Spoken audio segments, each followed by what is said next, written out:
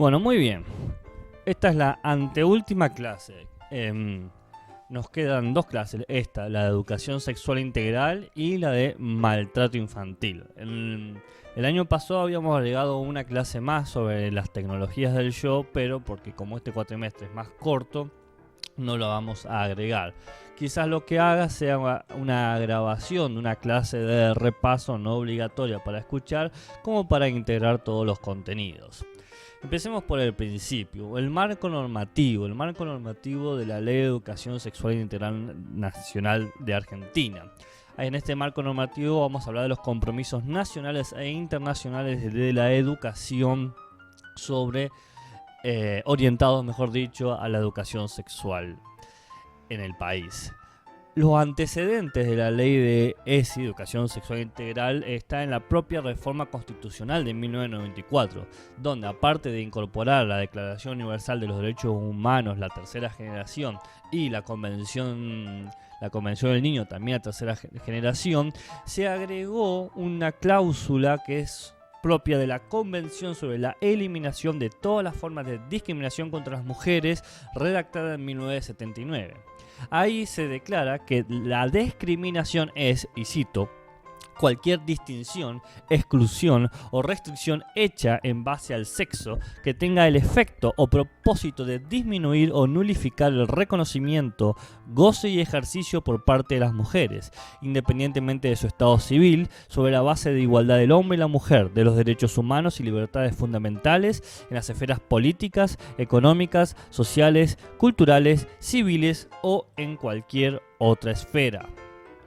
En otras palabras, se está estableciendo que la discriminación por género hacia las mujeres tiene que ver con una forma de exclusión o restricción a alguien justamente por tener el género femenino. De esta manera, este tipo de exclusión o restricción supone anular a la persona, disminuir el ejercicio de sus derechos o totalmente segregarla de la práctica de sus derechos y libertades. Entonces, uno de los primeros antecedentes para la ley sobre la educación sexual tiene que ver con este criterio de discriminación contra el cual se acata o se discute, o mejor dicho, se trata de combatir en la Constitución argentina. Entre otros antecedentes que van más allá de la Constitución, tenemos 3 leyes que son parte de los compromisos nacionales para poder garantizar la educación sexual en el país. Tenemos en primer lugar la ley 26.673 del 2002, que forma o establece un programa nacional de salud sexual y procreación responsable, destinada justamente a educar a la población para garantizar la igualdad y la no discriminación en el sexo y garantizar la salud sexual de la población. Por otra parte, tenemos la ley 26.061 del 2005, que es una ley destinada a la protección integral de los derechos de los niños, niñas y adolescentes y en relación con las leyes generales de educación. Hay un conjunto de artículos, los que más interesan a esta clase son los artículos 4, 5, 15, 24, 30 y 31, que habla de que todas las políticas de educación, inclusive las sexuales, tienen que presentarse de una manera integral. Bien, aparece el concepto de integralidad en el marco normativo educativo, que está orientado a señalar que el aprendizaje se da no de forma compartimentada, sino de forma total, holística, sistemática. Luego también encontramos en la propia Ley de Educación Nacional, es decir, la Ley 26.206 del 2006, un artículo específico, el artículo 67, donde habla de los derechos y obligaciones de los docentes, donde se aclara específicamente que los docentes están obligados a aplicar las leyes educativas en las aulas. Quiere decir que si hay una ley de educación sexual integral que dice que debe el docente aplicarla en sus aulas, por ley por el marco normativo, por su ley educacional, por el marco constitucional, estamos obligados a hacerlo. Por último está claramente la ley 26.150 del 2006, que es el Programa Nacional de Educación Sexual Integral, que busca incorporar la educación sexual integral dentro de las propuestas educativas orientadas a la formación armónica, equilibrada y permanente de las personas. Básicamente está tratando de formar en la sexualidad a los futuros ciudadanos para que sean responsables, respetuosos y puedan tener un desarrollo pleno de su propia personalidad. Esta ley tiene dos características, una característica cognitiva de conocimiento y una característica participativa de inclusión. La cognitiva habla de que todos tienen el derecho a recibir información adecuada y científicamente válida sobre su cuerpo, sobre su estado, sobre su realidad. Y la participativa habla de que todos los estudiantes, los alumnos y alumnas tienen el derecho a participar en diálogos y en discusiones donde se ejerciten y se expresen y se aprendan y se comprendan cuáles son sus derechos como ciudadanos.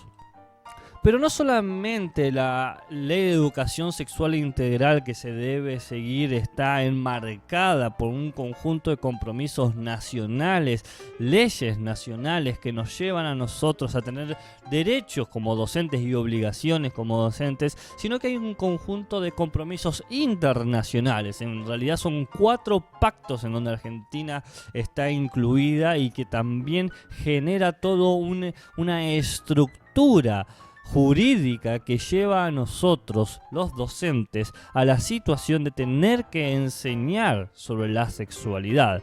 ¿Por qué hago tanto hincapié en estos compromisos y este marco? Porque claramente hoy en día en Argentina y en ciertos sectores de Argentina, mayormente aquellos que tienen un conjunto de ideas heteropatriarcales o machistas, pretenden no enseñar, que es una elección enseñar la educación sexual integral, pero no es una elección. Si tu trabajo es ser docente a nivel inicial, a nivel primario, a nivel secundario, estás obligado a incorporar los contenidos según la disciplina y el área en el que te desarrolles. No quiere decir que los tengas que hablar todos los días, pero tiene que estar incorporado en el programa. Si no, vean los registros provinciales sobre los temas que deben ser tratados por cada materia. Nosotros en Ética y Ciudadanía, en el programa de la materia, para los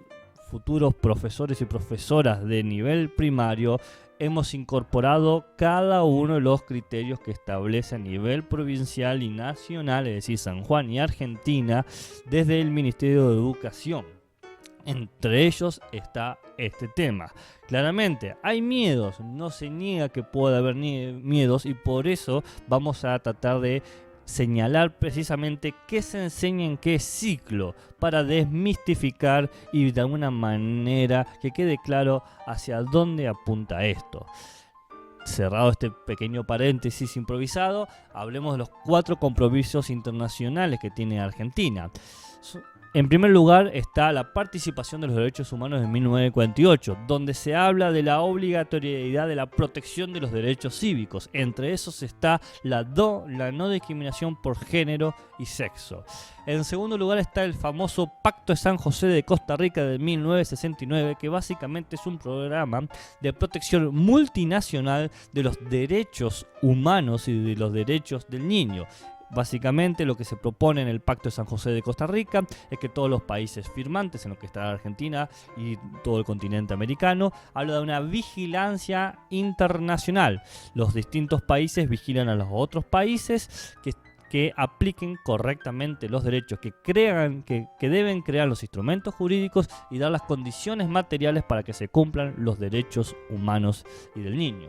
Y en relación a eso están también los derechos del niño de 1989, principalmente el artículo 34, donde habla de que el Estado debe crear sistemas de protección contra el abuso sexual.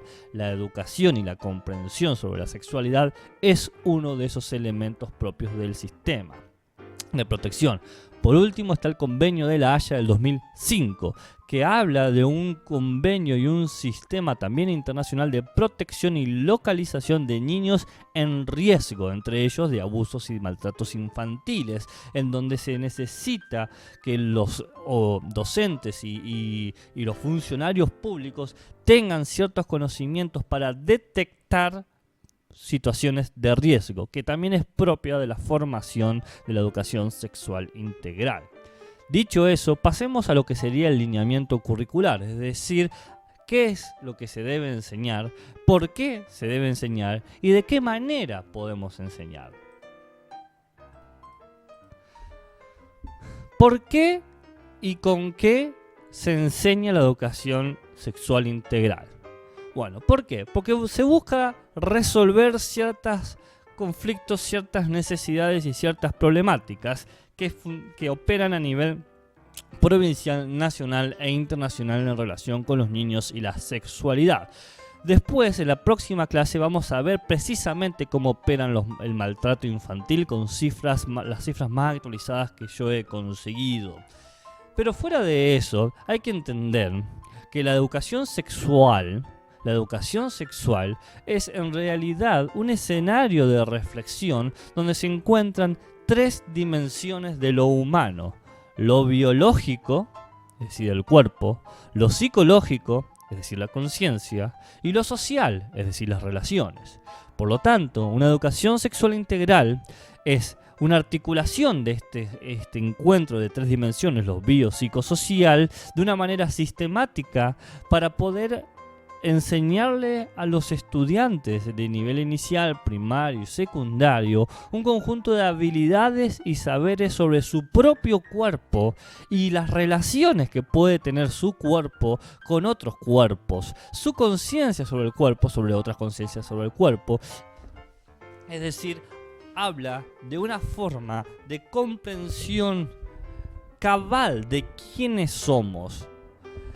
El propósito formativo de la educación sexual integral tiene varios horizontes. Primero, ampliar la comprensión cultural, romper estructuras machistas, patriarcales, sesgadas, discriminadoras. También educar a los futuros ciudadanos para que tengan la capacidad de expresar sus emociones y sentimientos y evitar represiones. Por otro lado, cumplir los preceptos constitucionales que tienen que ver con los derechos humanos y el cumplimiento de esos. En otro lado está el conocimiento del cuerpo humano. Nosotros tenemos que saber qué hace nuestro cuerpo, qué es capaz de hacer nuestro cuerpo para evitar enfermedades o situaciones indeseadas. De la mano de esto viene la creación de hábitos del cuidado del cuerpo y la salud, que tiene que ver con la higiene y la limpieza. A su vez, está, en la medida que aprendemos a respetar y a conocer nuestros derechos y los derechos del otro, la creación de actitudes responsables de la sexualidad para evitar el abuso, lo que va de la mano con el respeto de sí mismo y el respeto de los otros, y que va también en sintonía con el desarrollo de un conjunto de competencias de prevención de abusos, de riesgos y de maltratos, siempre en un marco de respeto por la diversidad de géneros y de identidades, y sostenido por la construcción de competencias de verbalización, es decir, que las personas, los futuros ciudadanos, puedan expresar lo que sienten, lo que ven, lo que se identifican, que tengan términos para poder señalar y denotar lo que sienten. Según la ley de educación sexual integral, la 26.150, hay 2 formas de trabajar la ESI: de una manera transversal y de una manera específica. Transversal es que cada asignatura incluye un aspecto de la ESI en relación de su propia asignatura, y de forma específica es crear un espacio propio para la ESI, una materia o un conjunto de encuentros o de conferencias. Dicho esto, vamos a hablar qué se ocupa en cada uno de los ciclos, es decir, nivel inicial, el primer ciclo y el segundo ciclo del nivel primario. No vamos a hablar del nivel inicial ni del secundario porque no es propio de la materia. Lo que sí voy a señalar un poquito es cómo va operando en el nivel inicial, como para tener cuenta algunos elementos previos, pero no vamos a ir más allá de eso. Vamos a señalar 2 o 3 cositas y listo. Muy bien. En el nivel inicial, es decir, antes del nivel primario, antes del nivel que nos competen, lo que se aprende principalmente es comprender cierto tipo de relaciones. No se analizan conceptos, sino que se desarrollan comprensiones de situaciones y relaciones. Una vez que se tiene ese conocimiento de base dado en el nivel inicial, podemos ver qué se habla en el primer ciclo. En el primer ciclo tenemos un conjunto de cosas: el conocimiento del cuerpo en nuestro origen, las relaciones con otros y el cuidado del cuerpo. Ya en el segundo ciclo tenemos lo que sería las transformaciones del cuerpo, las relaciones con otros desde nuestra propia identidad y hasta ahí. Ahora, vamos a desarrollar uno por uno. Primer ciclo, conocimiento del cuerpo y de nuestro origen. En primer lugar, hay que entender o presentar el concepto de desarrollo personal. Es decir, que todas las personas tienen distintos tipos de desarrollo de su cuerpo, de su conciencia de su cuerpo y de sus relaciones con otros. De ahí la idea de desarrollo personal. Esto es algo gradual y progresivo y va constituyendo lo que es nuestra personalidad. Nos establece conductas, presenta ciertos rasgos y nos acompaña durante toda la vida. Las personas no están definidas de una vez y para siempre, sino que nos vamos construyendo, transformando paulatinamente en base a nuestras relaciones con otros, las reciprocidades que tenemos con el otro. Es decir, no estamos definidos, vamos cambiando. En esa condición de cambio, en el primer ciclo, nosotros tenemos que responder una de las clásicas preguntas que se hacen sobre esta edad, que es: ¿de dónde vienen los bebés? ¿De dónde vienen los humanos? Uno, en el primer ciclo, no va a responder esa pregunta en relación al acto sexual. Eso no se toca o no se menciona todavía. En este primer ciclo, lo único que se habla es sobre la gestación y el nacimiento. Es decir, se habla del proceso de fecundización y de gestación del siguiente modo. Con las palabras correctas, los términos correctos, de una manera que se entienda, se va a mencionar que hay 2 elementos que son importantes: el espermatozoide y el óvulo. El espermatozoide, que tiene la información del padre, el material genético del padre, llega al óvulo, que contiene la información o el material genético de la madre. Se unen y forman lo que sería el huevo. Bien, forman el huevo. Este huevo o este cigoto, ¿no?, se transporta al útero, es decir, de las trompas de Falopio se transporta hacia el útero y se arraiga en una parte específica del útero, que es el endometrio, en donde se va a desarrollar el feto. Es decir, esta implantación lleva a que el cigoto se plante y empiece a crear todo un órgano de protección, que va a ser la placenta o el saco amniótico, donde se va a gestar durante 9 meses la formación de los órganos humanos. Esto es lo que se puede hablar. ¿De dónde vienen los bebés? Los bebés vienen de la unión del espermatozoide y del óvulo, que sucede en un órgano de las mujeres adultas, y que durante 9 meses se desarrollan los órganos humanos hasta que nace. Esa es la respuesta de dónde vienen los bebés. No se esconden los términos. Claramente podemos presentar el término específico y luego generar algunas nociones o algunas nomenclaturas para que se pueda entender lo del espermatozoide y el óvulo, se pueda representar. Bien, en este momento, recuerden, no se habla del acto sexual. El acto sexual todavía no se toca, no se menciona.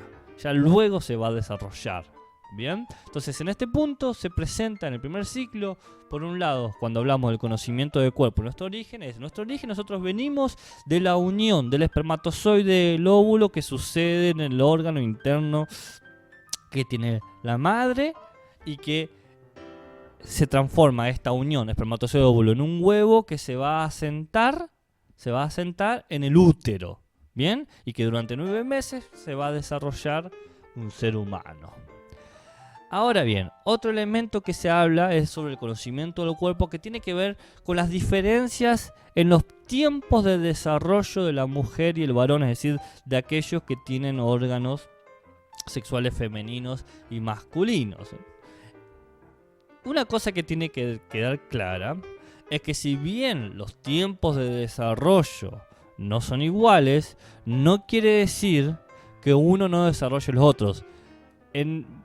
Cuando se llega a la adultez, todos los individuos desarrollaron, si están en circunstancias fisiológicas estándar o que están definidas médicamente como estándar, van a tener los mismos desarrollos. No es que alguien va a ser mejor o peor.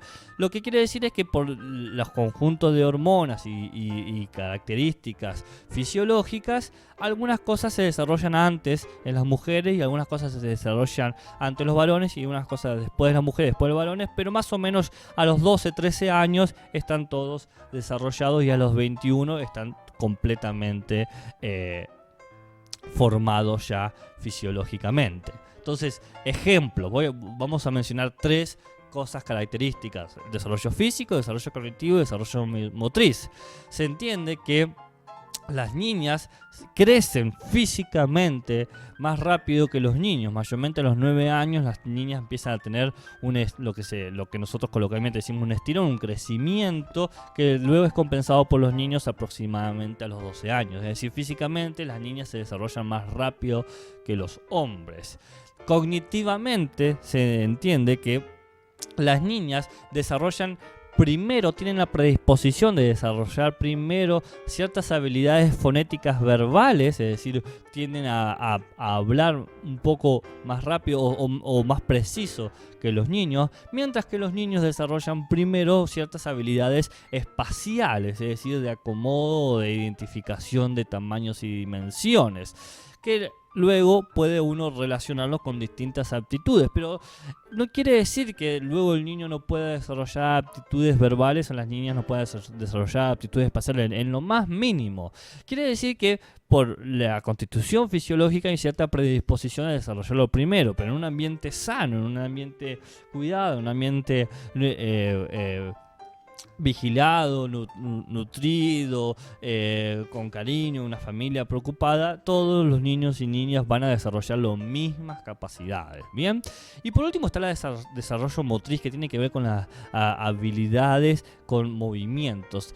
Las niñas tradicionalmente es una palabra incorrecta, tienen una predisposición fisiológica a desarrollar primero lo que se llama la motricidad fina, la coordinación, mientras que los niños tienen la predisposición de desarrollar primero la motricidad gruesa, es decir, el equilibrio en el andar y específico. Es decir, que mientras que las niñas tienen una coordinación más específica en cosas más pequeñas, qué sé yo, en ciertos juegos o relaciones de objetos, los niños tienen una predisposición a desarrollar más lo que sería un movimiento.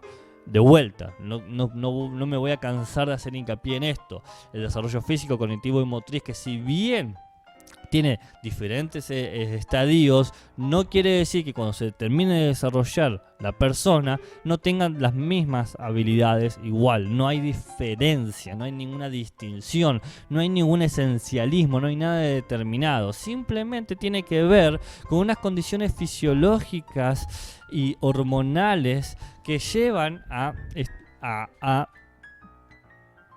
una predisposición que en ambientes sanos no influye en lo más mínimo. En ambientes donde se generan sesgos, donde se generan discriminaciones, claramente puede generar distinciones.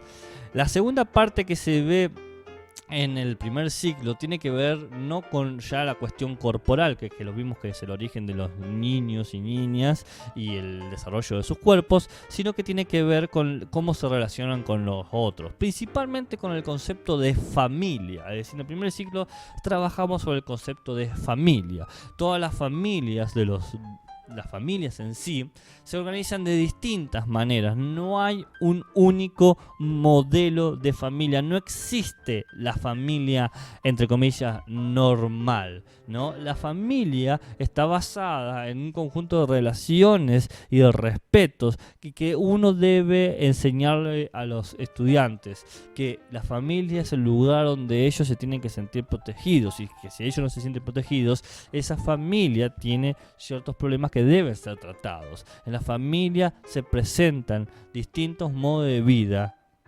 y debe comprenderse de distintas maneras. Quizá nosotros podamos definirlas originalmente de 3 sentidos. Muy bien. Podemos comprender la familia en términos genealógicos, en términos sociológicos y en términos antropológicos. Genealógico tiene que ver con el origen. Nosotros podemos encontrar que la familia, históricamente en el desarrollo de la humanidad, se estableció por distintos motivos, qué sé yo, rivalidad entre hermanos, el fin de que es mayor productivo el núcleo de individuos, la búsqueda de división o unión sexual, el control del territorio, ¿no? Todas las cosas que nosotros sabemos que históricamente ha sucedido. Cualquiera que haya visto alguna película del medioevo, de la antigüedad, sabe el rol que se le da a la familia. En términos sociológicos, la familia es una institución que estructura un conjunto de roles, que establece la cotidianidad y que forma parte o que es uno de los pilares de la comunidad. Toda comunidad se sostiene en familia. Es más, el concepto de Estado contemporáneo está basado principalmente en 2 pilares: la familia y el individuo. El tercer sentido que podemos utilizar para comprender la familia es literalmente lo antropológico, es decir, la condición humana, que tiene que ver con que nosotros nos definimos en relación de conjunto de lazos reproductivos, lazos de sangre, lazos legales, bien, lazos de amistad.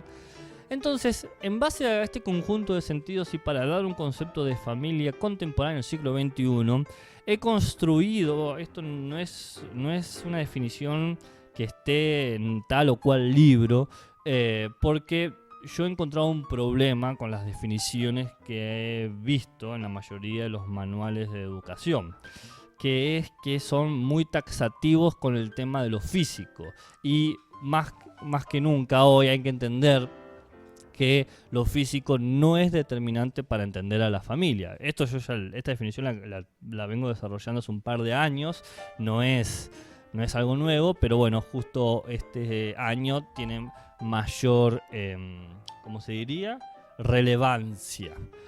Yo, en base a un conjunto de lecturas que estará en la bibliografía, defino a la familia como lazos específicos en donde destaca el cariño y la confianza entre personas en un lugar físico o virtual en el que se sienten juntas.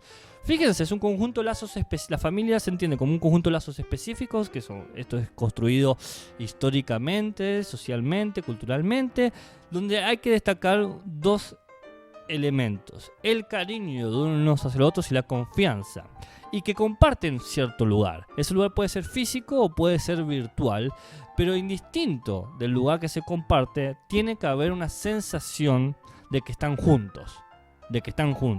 No tiene que estar literalmente juntos, tiene que estar esa sensación de estar juntos.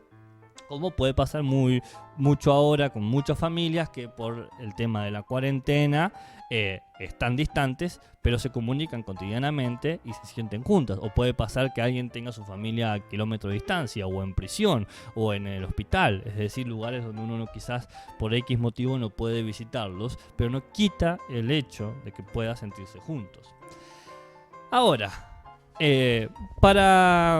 por cuestiones de categoría, por cuestiones de organización conceptual, no en el sentido de que un modelo sea otro, podemos tipificar a las familias, ¿bien? Se pueden tipificar como manera de comprensión de las relaciones, no como forma de juzgar o decir que uno es mejor que el otro. Entonces podemos decir que hay como, qué sé yo, 8 tipos de familias. Estas categorías no son mías, las podemos encontrar en, qué sé yo, en la ONU o en la UNICEF, que es como un convenio de estructuras, y no quiere decir que este va a ser el modelo final, que probablemente en el futuro aparezcan otras terminologías quizás más correctas, pero bueno, por ahora se están manejando estas. Tenemos modelo de familia nuclear, extensa, monoparental, homoparental, de padres separados, ensamblado mixta, de acogida y sin hijos. La nuclear es que están literalmente los 2 progenitores y los 1 o más hijos, es decir, los que dieron el material genético, ¿bien? Y su descendencia directa. Después está la extensa, donde se incorporan familiares, como puede ser abuelos, tíos, primos o otros parientes. Luego están los tipos de familias monoparentales, es decir, el hijo o la hija, los hijos, cuentan con uno de los progenitores, madre o padre. Después están las familias homoparentales, en donde una pareja de hombres, una pareja de mujeres se convierten en tutores de uno o más hijos, sean o no progenitores. Bien, porque por ejemplo puede ser que una pareja de hombres, los dos hayan dado, o uno haya dado material genético y sea directamente el padre, pero se los identifica como homoparentales porque son una pareja del mismo sexo. Luego están los padres separados, donde los hijos conviven alternadamente un periodo con cada padre. La diferencia del monoparental es que el padre separados se comparte la custodia, qué sé yo, 3 días en la casa de uno, 4 días en la casa de otros. El monoparental están los 7 días de la semana en la casa de uno, los progenitores. En la ensamblada o mixta es cuando la pareja que se constituye, o homoparental o heteroparental, cada integrante, cada padre o tutor o madre tiene sus propios hijos de parejas anteriores, es decir, tenemos, qué sé yo, construcción de hermanastros, hermanastras, etc. Luego están los de acogida, que tiene que ver con que los menores, los niños, niñas y adolescentes, legalmente, de una forma por urgencia, por una crisis, por un problema, de manera temporal o permanente, están tutelados por una administración, un instituto, por ejemplo, una casa adoptiva, que es donde tienen hijos de distintas familias para darles alimento, educación, etc. Y por último están las familias sin hijos por elección, donde los individuos deciden no tener hijos. ¿Bien? Una vez que entendemos la relación por otro primer ciclo que se habla, es decir, el tema de la familia, nos queda el último elemento del primer ciclo, que es el cuidado del cuerpo. Fíjense, hablamos de 3 cosas: el desarrollo del cuerpo, de donde vienen los hijos, las relaciones con otros, es decir, la familia, y el cuidado del cuerpo. Todo esto en el primer ciclo, primero, segundo y tercero de primaria. Acá se habla de la salud del infante y se tienen que enseñar un conjunto de técnicas de prevención. Básicamente podemos hablar de 4 tipos de higienes que deben enseñarse: higiene personal, higiene ambiental, higiene tecnológica e higiene alimenticia. La personal tiene que ver con enseñar o señalar la importancia de los niños de bañarse, lavarse las manos, de peinarse, lavarse los dientes, de lavarse la cara, limpiarse las uñas, etcétera, etcétera, etcétera. Habla de las actividades cotidianas de cuidado del cuerpo. En relación con la higiene ambiental, tiene que hablar con el cuidado del espacio, enseñar que cada tanto hay que abrir las ventanas y que llegue la luz solar, que limpiar del polvo, ingerir agua diariamente, tratar de comer verduras tratar de tener espacios de juego, evitar zonas de humo, etc. La higiene tecnológica tiene que ver con enseñar a tener un uso controlado de los dispositivos tecnológicos para evitar la fatiga digital y para aprender a tener un uso responsable de estos medios. En cuarto lugar, ahora sí, la higiene alimenticia, que tiene que ver con la enseñanza de la importancia de tener una alimentación lo más variada posible: lácteos, carnes, frutas y verduras. Bien, acá me imagino que varios se preguntarán por el tema de los vegetarianos y los veganos. Bien, más en relación con lo que hablábamos de la clase de ética animal, un par de clases anteriores. Claramente el veganismo y el vegetarianismo es una elección personal que puede tener los tutores, padres y madres, pero se recomienda, los nutricionistas, que los niños coman todos los tipos de alimentos y que si luego deciden ser vegetarianos o veganos, lo hagan ya con una edad de 15, 16, 17, 18 años en adelante, porque es importante ciertos nutrientes para el desarrollo de su cuerpo. Ahora, si aún así se encuentra en una situación donde hay veganismo o vegetarianismo a una edad muy temprana, que es una elección personal, es necesario consultar con nutricionistas para que se crean un conjunto de menú para que se garantice la obtención de todos los nutrientes y se dé el desarrollo adecuado del niño, niña, adolescente. Terminado esta parte del primer ciclo, fíjense que la educación sexual integral, en todo el primer ciclo no hemos hablado en ningún momento de condiciones de los que seguramente a más de uno le ha asustado, como puede ser la masturbación, la pornografía o la reproducción sexual. No hemos hablado de nada de eso. Hemos hablado de entender la diversidad de las familias, de entender la gestación, de entender el cuidado del cuerpo. La sexualidad no es solo el acto sexual. Tiene que ver en cómo utilizamos, comprendemos y cuidamos a nuestro cuerpo, y hay que aprenderlo desde primera edad. En el segundo ciclo vamos a hablar de otras cosas. Vamos a hablar de la transformación del cuerpo, de la identidad y de esas dos cosas. Y por último vamos a hablar de la identidad sexual como una coda o un acento. En el segundo ciclo, es decir, cuarto, quinto y sexto, es necesario empezar a hablar de las transformaciones del cuerpo en el desarrollo personal. Porque hay que entender que si bien todos somos iguales, a la edad que atraviesan los niños a partir de cuarto, quinto y sexto, se empiezan a notar ciertos cambios corporales. No se puede evitar, eso es algo fisiológico. Entonces hay que entender que estos cambios, primero, no es garantía ni esencia de diferencias corporales ni diferencias personales, y que solamente señala de la diversidad, y que también expresa que un cuerpo que está cambiando a esta edad es un cuerpo sano. Es lo que fisiológicamente se espera que se desarrolla. Las transformaciones del cuerpo son importantes tener en cuenta, y a la hora de mencionarlos, nosotros como docentes tenemos que eliminar la presunción, el prejuicio o el supuesto de que todos inicialmente son heterosexuales. No es la norma eso, no es algo establecido. Está comprobado que no es que nacemos heterosexuales y que después nos convertimos en lesbianas, gays, travestis, bisexuales, sexuales, etc. No es así. Todos desarrollamos nuestros cuerpos y nos identificamos con las transformaciones de nuestros cuerpos de distintas maneras. Por lo tanto, no tenemos que presumir que nuestros estudiantes son heterosexuales de entrada. Son todos gente que están aprendiendo sobre su propio cuerpo y que poco a poco en el desarrollo van a poder generar su identidad sexual. Una vez dicho eso, tenemos que mencionar el tema de el acercamiento a la pubertad, que es propio de esta edad. No de la adolescencia, sino de la pubertad. Es decir, más o menos hasta los 11 años empieza a darse un desarrollo de la pubertad que debe ser tomada en cuenta.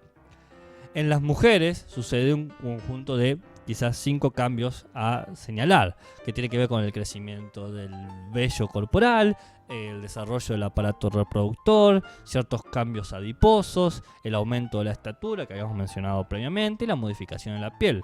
En el crecimiento del vello puede pasar que en nuestros estudiantes, ustedes seguramente lo notarán más en estudiantes de sexto año, pero no quiere decir que no sucede en quinto y en cuarto, empiezan a aparecerle vello facial, ¿bien? ¿No?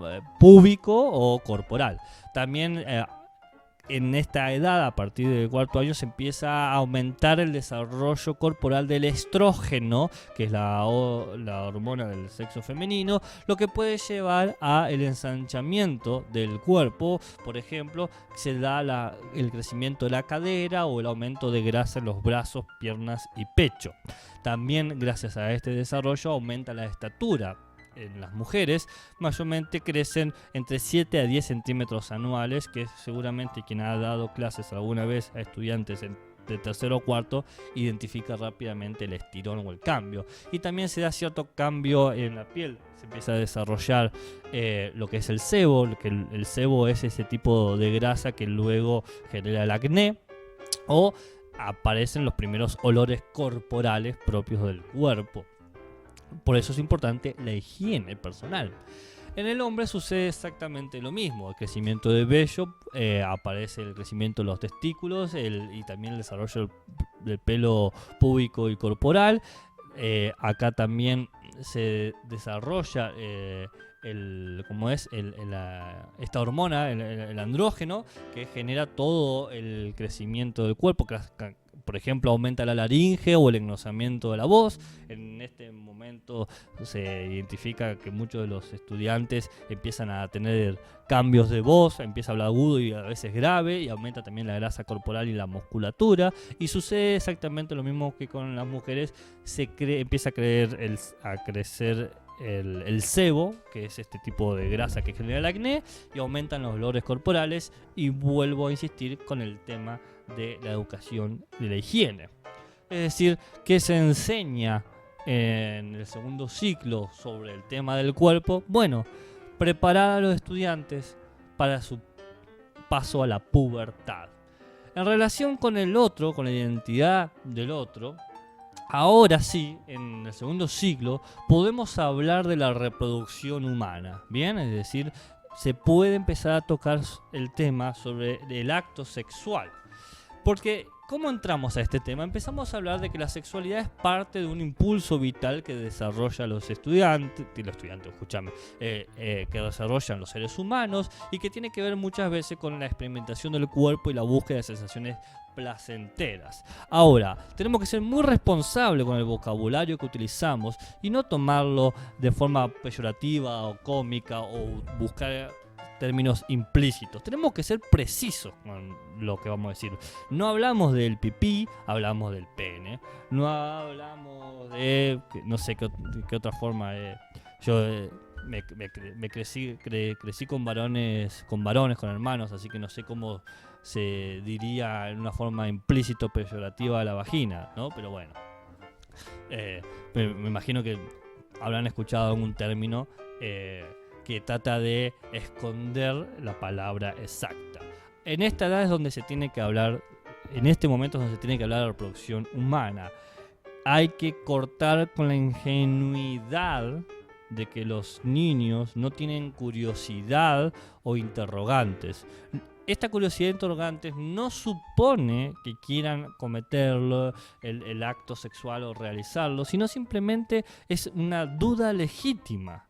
Es parte del que van sintiendo sus propios cambios corporales y empiezan a tener ciertos intereses o atenciones a los géneros y identidades que lo atraen, y que es necesario hablar, porque si no se habla, no se verbaliza, se genera una ignorancia y un desconocimiento cuyo efecto luego son situaciones de abuso, situaciones de embarazos no deseados o de embarazos prematuros, etc. Hay que hablarlo, hay que expresarlo, por más vergüenza o miedo que nos pueda dar. Ahora, ¿qué mencionamos? Bueno, se explica que la reproducción sexual humana es un acto de intervención donde aparecen y se congenian dos sexos, el masculino y el femenino, donde se sucede la fecundación en el cuerpo de la mujer. Es decir, el pene del hombre penetra la vagina de la mujer y en su eyaculación deposita los espermatozoides, que luego, si llegan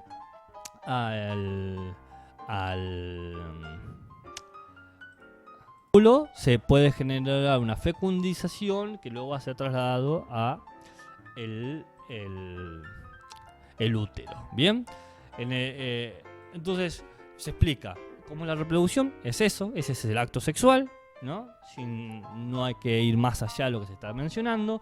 Y luego se tiene que explicar cada uno de los órganos, ¿no? El femenino y el masculino, para que se entienda. Hay que hablar del futuro de la menstruación para cuando suceda no haya miedos, y hay que hablar de la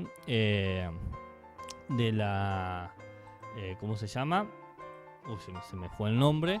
La eyaculación involuntaria en los hombres.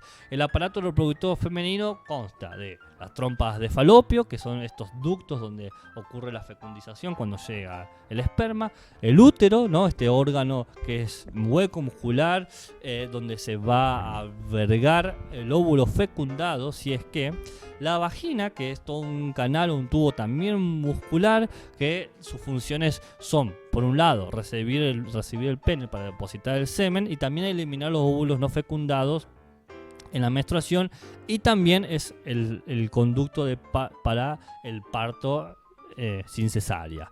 Y luego están los labios externos, que tiene que ver con la parte externa de la vagina, que es la parte quizás visible de forma directa, donde tenemos la uretra, es decir, el orificio donde sale la orina, y el orificio vaginal y el propio clítoris, que es el órgano de estimulación femenina. Hay que presentar esto. Hay muchas imágenes educativas, fáciles, no sexuadas, donde se presenta cada uno de los órganos que se deben señalar uno por uno. Luego está el aparato reproductor masculino, que tenemos los testículos, que es quizá lo más visual, que son las gónadas, donde se producen los espermas. Están de forma externa al cuerpo porque los espermas tienen que tener una temperatura específica. Hay un tubo de almacenamiento del esperma que se llama el epidídimo. Está el conjunto de conductos deferentes, que es los conductos que conducen de los testículos y del epidídimo hacia el pene para la eyaculación. Están las vesículas seminales, que son unas vesículas que crean todo un lugar para la contención y el mantenimiento de los espermas. La próstata, bien, donde es lo que permite la salida de la orina del esperma, y el propio pene, que es este órgano que sirve tanto para eliminar la orina como la eyección del esperma. Y bueno, y hasta ahí. No hay que decir nada más. No hay que pensar nada más terrible. Si se sienten incómodos dando esto lo pueden dar en sexto año, pero tienen que darlo, porque si no se explica, si no se señala, si no se educa sobre eso, van a suceder los efectos de embarazos no deseados, de enfermedades de transmisión sexual, de maltrato infantil, de abuso, de embarazo prematuro, porque no se puede evitar que los estudiantes tengan curiosidades y que experimenten. No existe forma alguna de establecer eso. La forma mejor, la forma más eficaz y que tiene mejores resultados es enseñar, para poder dar toda la información necesaria, una comprensión, y dar un ejercicio de responsabilidad y evitar que se den experimentaciones que terminen en situaciones no deseadas. Dos elementos más a mencionar tienen que ver con la menstruación, la polución y la masturbación. La menstruación es este proceso fisiológico, cíclico en las mujeres, que sucede entre 24, 28 días y en algunas mujeres hasta 36 días. Bien, que es el sangrado, que es cuando se desprende, la palabra es se descama el óvulo no fecundado, ¿no? La primera menstruación que puede tener la mujer, que puede suceder más o menos entre los 10 y los 12 años, señala que la mujer ya está madura sexualmente. No quiere decir que esté cognitiva, psicológica y socialmente lista para ser madre o para desarrollar una familia, etc. Simplemente dice que su cuerpo está preparado, fisiológicamente está maduro, pero no quiere decir que tenga que tener más. Todos sabemos que se comprende que mayormente a partir de los 18 y 21 años se considera más prudente el desarrollo o la creación de una familia, y incluso muchos años después, a los 28, a los 30, ¿no? Se ha extendido la noción de qué edad es la adecuada para tener familia. Por otro lado, la polución es la eyaculación involuntaria de semen durante el sueño. El varón duerme y eyacula involuntariamente, y eso habla de que ya también el varón tiene el desarrollo testicular completo y puede fertilizar a un óvulo, ¿no? Es decir, tiene el desarrollo fisiológico, no quiere decir que tenga el desarrollo psicológico, cognitivo y social. Son simplemente que su cuerpo ya tiene las capacidades fisiológicas para fecundar, como las mujeres ya tienen capacidades fisiológicas para ser fecundado. Otro tema interesante o que se debe tratar es sobre la masturbación, esta acción de estimular los órganos sexuales para proporcionar un placer. Hay que entender, y esto lo señalo porque estoy seguro que más de uno de ustedes se lo va a encontrar en el futuro o en sus prácticas educativas, que 1/3 de los niños y niñas del primario se masturban o se han masturbado por lo menos una vez o han explorado las sensaciones sobre el clítoris o el pene, ¿no? Y mayormente lo hacen por motivo para aliviar cierto estrés emocional y social que tiene que ver justamente con una falta de comprensión. Es decir, aunque inicialmente la masturbación responde a una condición biológica, es una actividad que tranquilamente pueden encontrar, y yo sé de primera mano de que pueden encontrar estudiantes que se estén rozando con objetos de mobiliario escolar o con otros estudiantes, y por eso es importante enseñar que es una actividad, si bien libre, es privada y no puede realizarse en lugares públicos o en la escuela. Uno de los últimos elementos a señalar sobre la actividad sexual, bien, tiene que ver con el tema de las relaciones con los otros, en tanto, no relaciones sexuales, sino en las relaciones de contacto. Hay que enseñar que no hay que tocar las partes privadas de otro a propósito, que el jugar con los niños no implica involucrar comportamientos sexuales, que los niños y niñas tienen que tratar de evitar mirar a otras personas cuando se están desnudando o desvistiendo, y que al mismo tiempo tienen que evitar ser vistos desnudados desvistiéndose, a menos que sucede en un contexto cuidado, por ejemplo médico. Eso lo vamos a ver en maltrato infantil específicamente. También tienen que saber que no tienen que andar viendo y escuchando material de contenido sexual para adultos o en distintos medios de comunicación, ¿no? Hay que señalar eso. Y por último, hay que dar ciertos conjuntos de consejos, ciertos consejos, por ejemplo, que no hay ninguna prisa para realizar sexo, perder la virginidad no te da ninguna ventaja social o biológica en ningún punto. Entonces no tiene que ser un apuro, no tiene que ser una presión social ni nada. Y tampoco no hay que ser flexible. Si no se quiere hacer algo, no hay que hacerlo. Todo lo que se hace en relaciones en vistas con las relaciones sociales, que puede ser hasta un beso en la mejilla, tiene que ir en relación con la seguridad, la confianza y el convencimiento de que uno se siente cómodo. No hay que tener sexo con cualquiera, es necesario conocer a la persona y tener un compromiso del uno para con el otro. Entonces, en el nivel primario hay un conjunto de cosas que podemos enseñar, bien, que he ido desarrollando. Ahora me preguntarán ustedes en dónde se puede enseñar eso. Y bueno, acá he puesto en distintas categorías y áreas que se puede enseñar: ciencias sociales, ética y ciudadanía, ciencias naturales, lengua y literatura, educación física y educación artística. En ciencias sociales podemos enseñar lo que son las distintas relaciones humanas y los roles. Por ejemplo, históricamente cómo han participado las mujeres y los varones en distintas condiciones, cómo se han simbolizado, distintas formas de crianza, distintas formas de diálogo, distintas formas de conflicto de género. En ética y ciudadanía vamos a enseñar los deberes y derechos de los individuos, cómo podemos expresarnos libremente, qué necesidades son comunes a todos nosotros, cómo se puede contribuir a la experiencia democrática, siempre haciendo hincapié en el aprendizaje de las normativas y desarrollando el diálogo. En las ciencias naturales podemos hablar de las dimensiones de la sexualidad, es decir, estas condiciones del cuerpo, el desarrollo del cuerpo, de dónde vienen los bebés, como el acto sexual, las diferencias biológicas, ¿no? Siempre buscando la valorización de la diversidad. En lengua y literatura podemos enseñar sobre las comunicaciones de las distintas maneras del mundo, es decir, cómo podemos textualizar los sentimientos, es decir, qué nombres le ponemos a los sentimientos, cómo defendernos verbalmente a ciertas situaciones, cómo expresarnos, cómo identificar nuestros propios roles.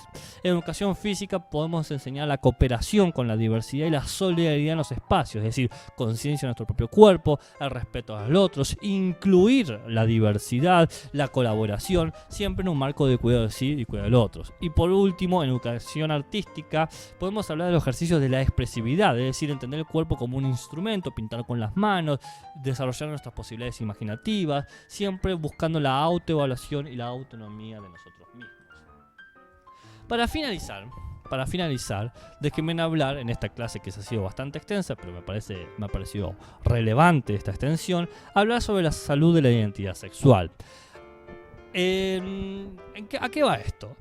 Va en el sentido de que hay que entender que en algún momento del primario todo niño o niña siente cierta atracción hacia otro niño o niña diferente a las relaciones de amistad y familiares que tiene.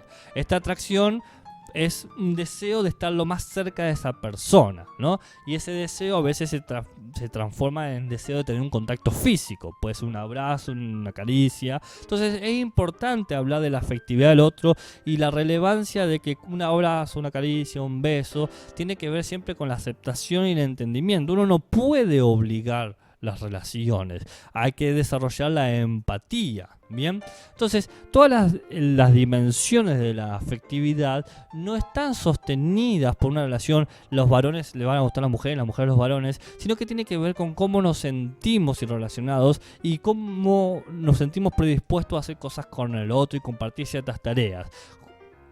No debemos enseñar que no debemos obligar al otro a hacer cosas que no quiera. Que no existe una sola forma de ser mujer o de ser hombre y que podemos expresarlo de una manera. No hay que construir los estereotipos de que, qué sé yo, todos los hombres son machos, todas las mujeres son afeminadas, todos los gays son amanerados, todas las lesbianas son masculinas, los hombres no lloran, las mujeres son débiles. El género en realidad es una identidad autopercibida y que uno debe contribuir a dar las herramientas para poder definirse y poder construirse, para que el sujeto pueda identificarse a sí mismo. Bien, entonces les voy a mencionar una última cosa. Esto no es parte de la educación sexual, es decir, no se discute estos términos, pero es importante que ustedes los entiendan a la hora de trabajar con sus estudiantes para no cometer prejuicios, suposiciones. Es decir, hay que pensar que la diversidad sexual se tiene que entender de distintas maneras. Desde qué tipo de actividad sexual se busca, desde qué tipo de identidad uno quiere desarrollar y de qué tipo de rol se quiere establecer.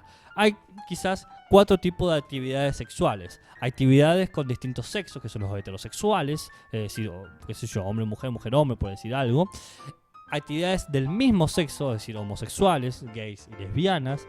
Actividades sexuales con ambos sexos, aquellas personas que se sienten atraídas tanto por su propio sexo como por distintos sexos. Y actividades sexuales que son asexuadas, es decir, actividades eróticas o que no tienen que ver con la penetración, que son los asexuados y que no tienen que tener relación con ningún sexo. Fuera de la actividad sexual, que puede ser heterosexual, homosexual, bisexual o asexual, está con la identidad. Una cosa es qué se hace y otra cosa es cómo uno se ve. ¿Qué se hace? Y una cosa cómo uno se ve. Entonces hay 2 formas de verse, que es transgénero y cisgénero. Transgénero es cuando una persona se siente de un género y se identifica con un género distinto a su sexo biológico. Por ejemplo, una mujer transgénero es un hombre que no se siente identificado con su material biológico, es decir, sus elementos biológicos, sus gónadas. Esa sería una mujer transgénero. Un hombre transgénero es una mujer que tampoco se siente. Es decir, pues si es mujer transgénero es que se identifica con mujer y es transgénero porque tiene una discordancia con su sexo biológico. La diferencia de transgénero sería el cisgénero, que es cuando uno se identifica con su sexo biológico, es decir, aquel que tiene sexo biológico masculino y se siente se siente hombre, se identifica con hombre o tiene un material biológico femenino y se siente mujer. Bien, esto es la identidad, pero vos podés ser transgénero y heterosexual, o transgénero homosexual, o cisgénero heterosexual y cisgénero homosexual, o cisgénero bisexual y cisgénero homosexual, o transgénero bisexual o transgénero bisexual. Es decir, una cosa es cómo te identificas y otra cosa es lo que haces. Cómo actúas, cómo es tu actividad sexual, ¿bien? Y otra cosa, eso es cómo te identificas. Y otra cosa es cómo te mostrás al mundo, cómo te expresás en las relaciones sociales, cómo te presentás cultural, físicamente. Entonces está el rol del género. Hay roles que son tradicionalmente puestos en lo masculino y femenino que tiene que ver con lo histórico, social y lo cultural. Históricamente decimos que el masculino hace esto, históricamente decimos que el femenino hace esto. Entonces, un hombre cisgénero heterosexual puede tener expresiones del rol femenina, ¿bien? O una mujer cisgénero heterosexual puede tener expresiones de roles masculinas. Pero también hay un tercer género que es el queer, ¿bien? Que es aquel que rompe y que no sigue las líneas socioculturales de los masculino y femenino, ¿bien? Esas condiciones que buscan lo ambiguo, el tercer género. Este es un concepto que todavía no está terminado, que está discutido, pero hay que entenderlo. Entonces la diferencia entre la actividad, la identidad y el rol es muy clara. La actividad es ¿qué tipo de sexo tenés? Heterosexual, homosexual, bisexual o asexuado.